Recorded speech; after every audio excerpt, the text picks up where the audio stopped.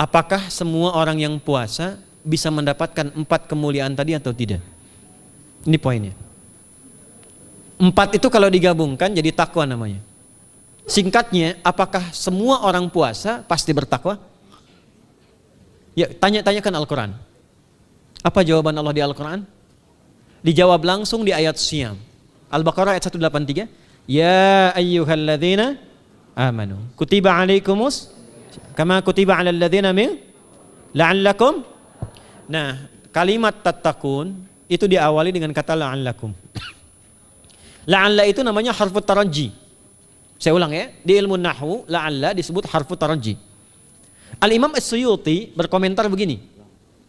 Setiap ada satu harapan, keinginan besar yang ingin dicapai, tapi diawali dengan kata la'alla atau la'allakum, ini menunjukkan bahwa harapan itu, alhamdulillah, harapan itu tidak mungkin bisa dicapai kecuali dengan kesungguhan, keseriusan.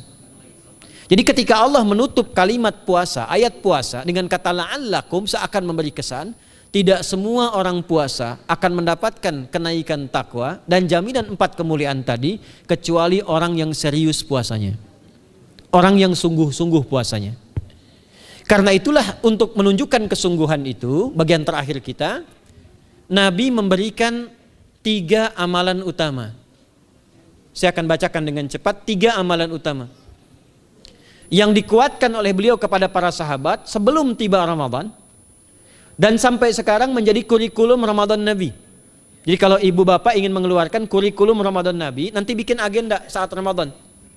Ya, supaya nggak pusing nanti. Kalau masuk hari pertama apa yang dikerjakan, hari kedua apa yang dikerjakan, subuh apa, siang apa, sore apa. Cuman nanti saya berikan 3 yang pokok ini. Ada 3. 1, meningkatkan sholat. Saya ulang ya, meningkatkan apa? Sholat. Kalau meningkat secara singkatnya berarti bertambah dari yang sekedar fardu, tambah dengan apa? Sunnah. Maka dari sekarang keluarkan semua jenis sholat-sholat sunnah. Keluarkan dari sekarang apa saja, siang dan malamnya. Yang rawatib ada berapa rawatib? Rawatib 12. Ya, rawatib itu yang melekat dengan sholat fardu dan menentukan untuk memperbaiki sholat fardu. Menambah, jadi kalau kurang khusyuk ditambah dengan sunnahnya disebut rawatib. Bisa sebelum, bisa setelah sholat fardu. Ada 12 dari hadis Nabi SAW. Man shalla isnatai asyrata raka'atan, siapa yang sholat 12 rakaat fi yaumin wa lailatin, yang mengiringi sholat fardu siang dan malam, ya, bunyalahu bihinna baitun fil jannah, maka akan dibangunkan baginya satu rumah di surga kalau konsisten menunaikan 12 itu sampai meninggal dunia. Sahabat yang mendengar itu mengatakan kompak semuanya, sejak mendengar hadis itu kami usahakan istiqomah sampai meninggal tidak meninggalkannya. 12 itu 2 sebelum subuh, cepat. 4 sebelum zuhur, 2 setelah zuhur, 2 setelah maghrib, 2 setelah isya. 2 rakaat sebelum subuh, 4 rakaat sebelum zuhur. Kalau nggak bisa 4 rakaat karena terbatas waktunya, boleh 2 rakaat khusus untuk sebelum zuhur. Kalau nggak bisa 4, boleh berapa? 2. Dalilnya hadis Ibnu Umar radhiyallahu taala anhuma. Kata beliau, hafidtu asyra rakaatin, saya hafal 10 rakaat dari Nabi sallallahu alaihi wasallam salat sunnah. Maka menyebutkan sebelum zuhur 2 rakaat. Baik, jadi 12 ya, 2 sebelum subuh, 4 sebelum zuhur, 2 setelah zuhur, 2 setelah maghrib, 2 setelah isya. Ini yang disebut dengan rawatib. Jamak dari kata ratib. Di luar ini mutlak. Mutlak ini ada yang berdampingan dengan salat fardu, ada yang terpisah. Contoh yang berdampingan, 4 rakaat sebelum asar. 4 rakaat ini bukan disebut rawatib, tapi salat mutlak. Cuma waktunya berdampingan dengan salat fardu. Jadi dia nggak memengaruhi salat fardu, cuma punya keutamaan sendiri. Apa keutamaannya? Hadis Ibnu Umar radhiyallahu taala anhuma, ketika beliau menyampaikan qala Nabi sallallahu alaihi wasallam rahimallahu ra'an shalla qabla al-asri arba'an.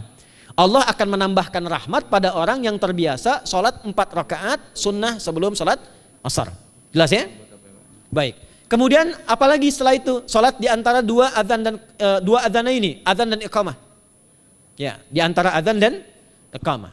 Tahiyatul masjid. Apalagi misalnya salat duha. Duha dibagi 3. Awal duha itu kurang lebih 1,5 jam setelah salat subuh. Subuh sekarang misal 4:30, maka jam 6 muncul awal duha. Namanya syuruk. Saya ulang, salat apa namanya? Syuruk itu salat awal duha. Jumlah rakaatnya 2 rakaat.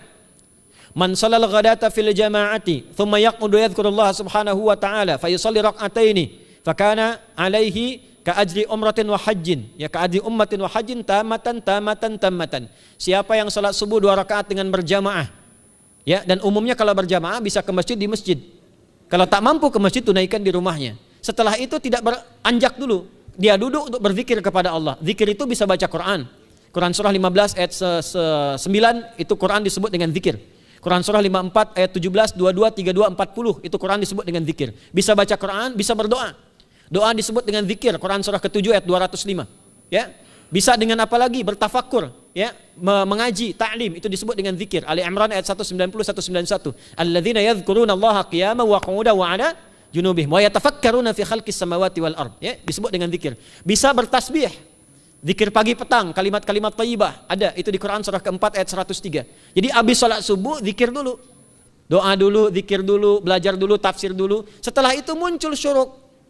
Perjalanannya disebut isyraq, melewati masyrik, 1 tombak bayangan, dia salat 2 rakaat, itu pahala salatnya senilai haji dan umrah. Sempurna. Bukan sudah haji, bukan. Mau kemana? Ibu mau haji dulu? Tidak. Ya, hajinya nanti bulan Dzulhijjah. Tapi senilai haji dan umrah itu 2 rakaat. Awal duha disebut apa? Syuruk. Pertengahan duha sekitar jam 9 jam 10. Jumlahnya 2 sampai 4 rakaat. Ya, 2 sampai 4 rakaat. Apa fungsinya? 1, mengganti seluruh zikir yang ada dalam tubuh kita. Mata berzikir, telinga berzikir, lisan berzikir, bisa diganti dengan 2 rakaat duha. Itu waktunya pertengahan duha. Kurang lebih dari jam 8, 9, 10 lah, kurang lebih 3 jam itu, ya.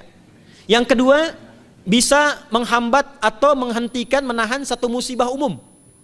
Misal ada kebanjiran nih atau macet nih. Orang-orang kena macet. Bapak yang biasa sholat duha pertengahan itu tiba-tiba ditolong oleh Allah, dibebaskan. Tiba-tiba ada orang datang, Pak lewat sini di sana macet. Atau dibimbing ada kontraflow. Itu manfaatnya duha tuh. Yang pertengahan. Yang terakhir adalah akhir duha. Sekitar jam 10 sampai jam 11 menjelang ke zuhur. Ya, akhir duha itu jumlahnya dari 2 bisa 4 sampai 8 rakaat. Di antara manfaatnya bisa mempermudah datangnya rezeki dengan izin Allah Subhanahu wa taala ketika ikhtiar. Itu duha. Nanti ke malamnya silahkan tahajud, tingkatkan tarawihnya sampai ditutup dengan witir. Itu salat. 2 yang terakhir saya cepat, 2 yang terakhir adalah banyak berinteraksi dengan Al-Qur'an. Ada 3 caranya. 1, banyak membaca. Itu namanya qiraah.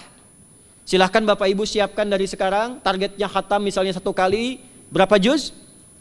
30 juz. Kalau mau gampang bagi 30, berarti 1 hari berapa? 1 juz. Paling gampang lagi supaya nggak capek ngajinya, supaya nggak capek, bagi 1 juz 5 waktu sholat. Contoh, juz pertama itu Al-Baqarah plus Al-Fatihah. Al-Fatihah saya nggak hitung lah karena sudah hafal ya. Al-Baqarah itu 141 ayat, juz pertama. Bagi 5, 28. Jadi setiap ketemu waktu sholat, bagi 2 lagi, 28 bagi 2 berapa? 14. Sebelum sholat baca 14 ayat, setelah sholat baca 14 ayat. Itu 14 ayat tuh paling-paling nggak nyampe 5 menit Bu Pak. Kalau investasi 10 menit setiap waktu sholat, bagi 2 kita baca 14 ayat, itu insya Allah selesai Ramadan khatam Quran. Itu udah rumus. Ya, tidak cukup dengan amin, siapkan dari sekarang. Siapkan. Ya. Kemudian mengkaji, kajian, tilawah. Itu tilawah itu di hadis Muslim pahalanya banyak. Ya, majtama'a qaumun fi baitin min buyutillahi. Ya, kita ngajinya Quran hadis ya, biar ya, lebih kuat dalilnya.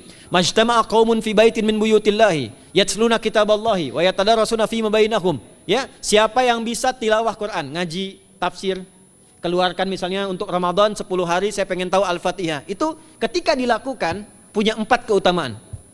1, ghasyiyatuhum rahmah. Selama ngaji rahmat Allah dibentangkan. Kalau pengen doa cepat dikabulkan, kalau istighfar diampuni. Yang kedua, awas ini nazalat alaihimus sakinah, diberikan ketenangan dalam jiwa. Bapak Ibu pengen di rumah tangga nyari sakinah, isi dengan Quran di rumah. Amalan terakhir infak. Ya, hadisnya dari Ibnu Abbas, an Ibnu Abbas radhiyallahu taala anhuma, qala, ya, beliau mengatakan kana Nabi sallallahu alaihi wasallam ajwadan nas wa ajwadu ma yakunu fi Ramadan. Adalah Nabi sallallahu alaihi wasallam itu orang yang sangat luar biasa dermawan dan lembut. Dan bertambah dermawan lagi ketika tiba Ramadan. Apa yang dilakukan Nabi? Mensupport sahabat, siapapun yang punya anggaran untuk infak, disiapkan sebelum Ramadan. Jangan berpikir banyak Bu. Yang penting ada anggaran, 30.000 nggak ada masalah. Setiap hari 1.000, tidak harus uang, makanan. Pernah dengar hadis ini nggak? Siapa yang memfasilitasi bukaan orang puasa walaupun dengan sebiji kurma dan sehirup air, maka dia mendapatkan pahala seperti orang puasa itu tanpa dikurangi sedikit pun. Ada? Hadisnya sahih di At-Tirmidzi. Tapi bukan berarti nyari kurma ke Tanah Abang setiap hari satu. Terus minumnya satu sedotan aja ganti-ganti. Ya, maksudnya apa? Yang paling minimal kita bisa keluarkan. Itu pahalanya 700 kali lipat dikali 10. Paling standar. 700 kali itu standar biasa di hari ini. Dalilnya Al-Baqarah ayat 261 yang dibacakan Adinda tadi kita itu. Ramadan kali 10 lagi. Maka dari itu disiapkan dari sekarang untuk infak. Kalau kami di desa itu, ibu saya selalu kalau Ramadan itu RT-nya setiap rumah. Ini untuk bukaan hari ini rumah A, rumah B, rumah C. Bukaan besok rumah A, rumah B, rumah C. Boleh tuh di PWM Pak dipraktikkan. Ya, misalnya anggota perserikatan siapa dikasih kesempatan. Mungkin nanti yang lain kurmanya, yang ini misalnya jeruknya, yang ini ininya. Setiap ada bukaan ya kirim ke yatimnya, ya kemudian ke pondok-pondok asuhan Muhammadiyah yang tadi disebutkan sekian ribu itu, cari pahala.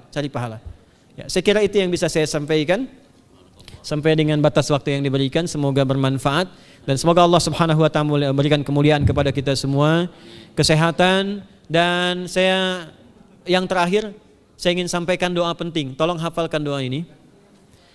Dan ini doa yang diajarkan Nabi menjelang Ramadan supaya mendapatkan kesehatan, kekuatan, keselamatan untuk beribadah saat Ramadan. Hadisnya di At-Tirmidzi nomor hadis 3254. Qala, langsung saja qala Nabi sallallahu alaihi wasallam. Allahumma ahillahu alaina bil yumni wal iman was salamati wal islam rabbi wa rabbukallah. Nah, itu tolong nanti dihafalkan, tadi sudah direkam, dibimbing. Nanti ketika ditetapkan masuk awal Ramadan, bacakan itu. Ya Allah, anugerahkan awal Ramadan kepada kami dengan ketenangan, kedamaian, kekuatan iman, keselamatan, sehat, nggak sakit sampai selesai puasanya, diberikan kekuatan untuk ibadah dalam keislaman dan diikhlaskan hanya karena Allah Subhanahu wa taala. Subhanakallahumma wa bihamdika nasyhadu an la ilaha illa anta nastaghfiruka wa natubu ilaik wa akhiru da'wana anil hamdulillahi rabbil alamin wal 'afu minkum fastabiqul